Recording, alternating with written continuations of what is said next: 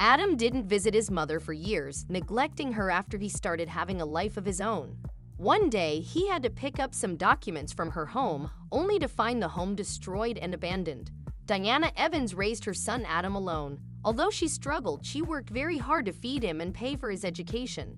After graduating from high school, he decided to attend a university halfway across the country. Although Diana was sad, she happily sent Adam off to study and live in New York while she remained in California. They would keep in touch during his first few years there, and he would call his mother whenever he had time. Diana never got to visit Adam in New York throughout his years in college.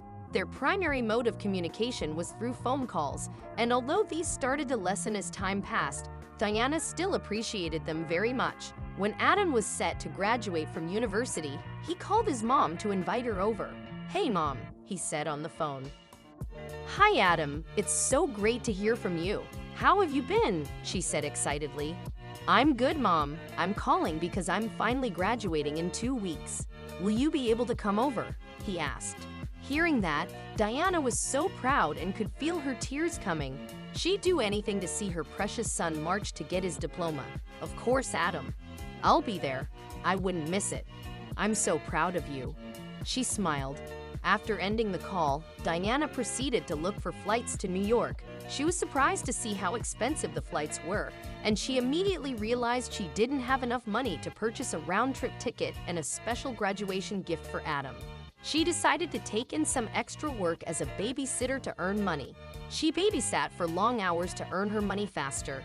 When she had enough savings, she excitedly purchased her ticket and went to the department store to buy Adam a gift. Diana circled the store for a couple of minutes before settling with a watch. She realized that any professional needed a nice and decent watch, so she wanted to give one to her son. "Please wrap it nicely with a ribbon," she told the saleslady. "It's a graduation gift for my son. He's graduating from a top university in New York." She gushed. "That's awesome. You must be so proud. Congratulations," the saleslady said, packing the watch.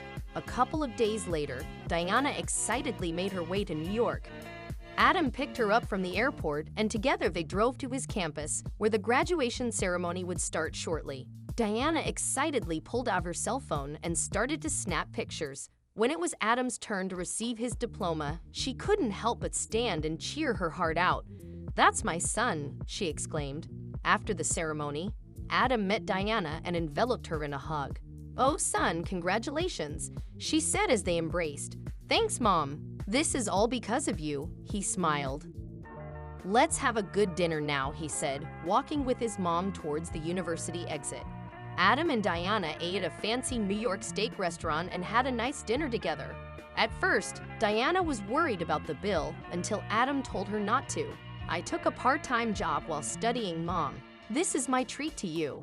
Thank you for taking care of me all these years," he said, squeezing her hand. Diana was in tears. She was so grateful that Adam grew up to be such a kind gentleman. "I'm proud of you, son," she said. "I got you something too. It's nothing great, but I hope you like it." She took out the gift box and handed it to Adam. "You really didn't have to get me anything, Mom," he said as he opened it. When he saw that it was a watch, he was surprised. "This is beautiful, Mom." "Thank you," he said with a big smile on his face. "I'm going to wear this to work every day. That way, I'll always have you with me." That night, the mother and son spent the night talking to one another, taking photos, and simply enjoying New York sights.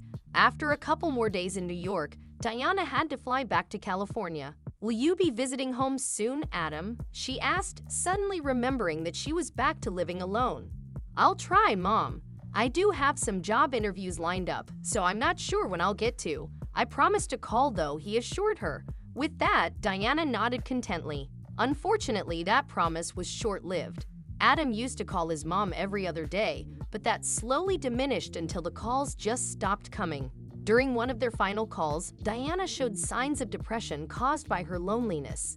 "I've lost a lot of weight, and I don't really have an appetite," she would share. "You should eat, Mom. Go out and talk to your neighbors and take walks in the park," Adam said, shrugging off the signs she'd share. For years, Adam would check on his mother once in a while, but he was busy working in Wall Street and maintaining his relationship with his model girlfriend that these calls became too few. One day, he decided to put up his own firm in New York. For that, he needed documents from California, which he couldn't ask his mom to simply mail.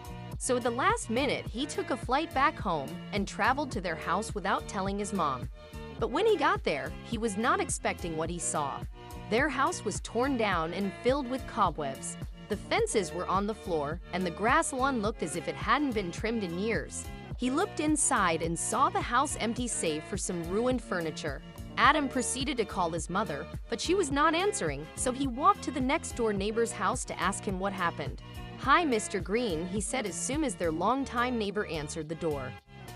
"Adam, is that you?" he asked. "What are you doing here?" "It's me, Mr. Green. Where's Mom? What happened to our house?" he said, feeling both guilty and scared. "Oh well, remember that storm that hit California a couple of months ago? Our homes were severely damaged. Your mom didn't have enough money to repair it, and she said she didn't want to burden you, so she moved to a nursing home," Mr. Green explained. "What? Why didn't I know any of this?" Adam said, shocked. "Where is her nursing home?" he asked.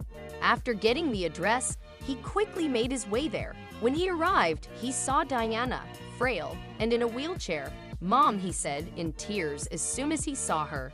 "Adam, what are you doing here?" Diana asked. "Mom, I'm so sorry for not paying more attention to you. I'm sorry I wasn't there when you needed me the most," he said, on his knees in front of his mom's wheelchair. He was sobbing, feeling guilty for having neglected his mother for years. "Adam, don't be ridiculous. Get up from there," she said, trying to raise her son. He shook his head and clung to her knees, and Diana couldn't help but cry. She thought she would never see Adam again, and seeing him there in the flesh asking for forgiveness made her feel both touched and relieved. "I'm so sorry, Mom. You don't have to be alone ever again," he said, shaking his head. "I'm going to live with you, and I'm going to take care of you," he promised. This time, Adam really kept his promise. He completely repaired their old home and took his mother out of the nursing home once it was completed. He also decided to start his business in California instead of New York and asked his girlfriend to move in with them. Since then, the three of them lived together happily. The couple took care of Diana and made sure she was happy again. Meanwhile, Diana helped out at home while both Adam and his girlfriend worked by cooking them meals and helping out with house chores.